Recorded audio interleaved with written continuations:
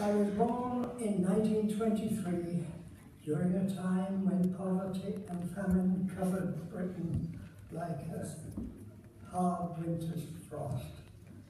I am 93 years old, and over my long life I have lived under 4 sovereigns and 18 prime ministers. I've endured the savagery of the Great Depression as a boy and the horrors of the Second World War as a man. I am so old that there are only a precious few days ahead for me.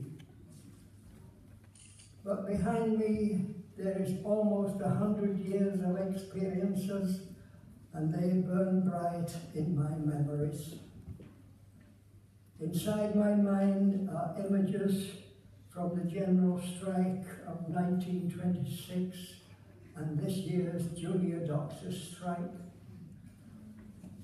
I am an eyewitness to history, and I can tell you that the trials and tribulations Britain faces today are as great as the ones my generation faced and overcame over 70 years ago.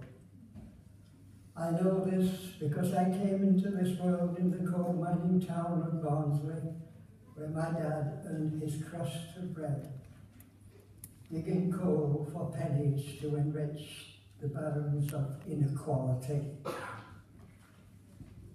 As I grew into a boy, the great bank crisis of 1929 left my family destitute and on the run from debtors.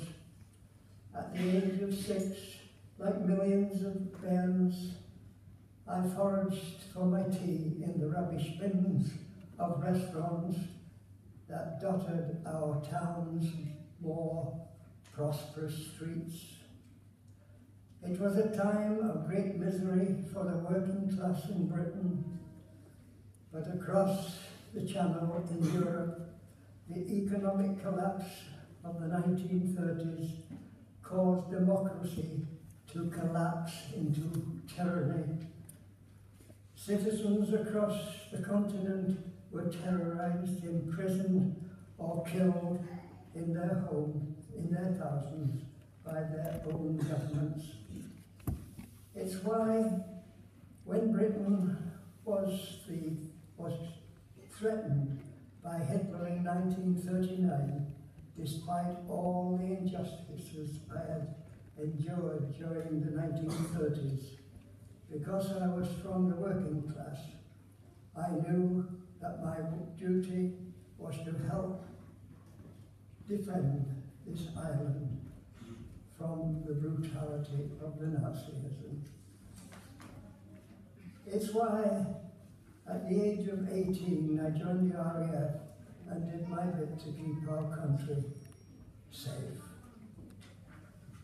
But when the war ended in May 1945, I was in Hamburg, Germany, a city that was reduced to ash and rubbish in that terrible conflict.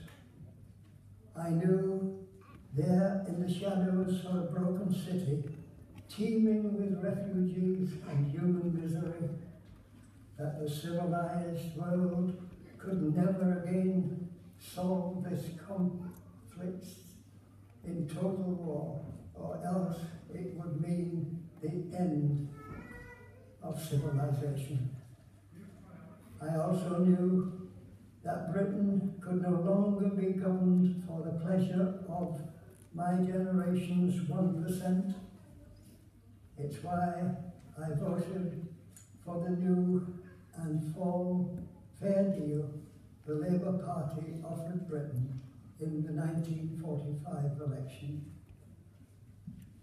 Still, I also realized that there could be no lasting peace in Europe or social progress in Britain unless our country and the continent of Europe forged bonds of mutual cooperation in both cultural, economic, and military matters. It is why I have always supported the European Union and Britain's membership in it. You see, the EU is about more than trade. It is about shared values, a belief in human rights, culture, as well as protecting the rights of workers to their treatment in their place of employment. I know that the EU is far from perfect, and like all things must be improved. But make no mistake, it has provided political and economic stability to us and Europe.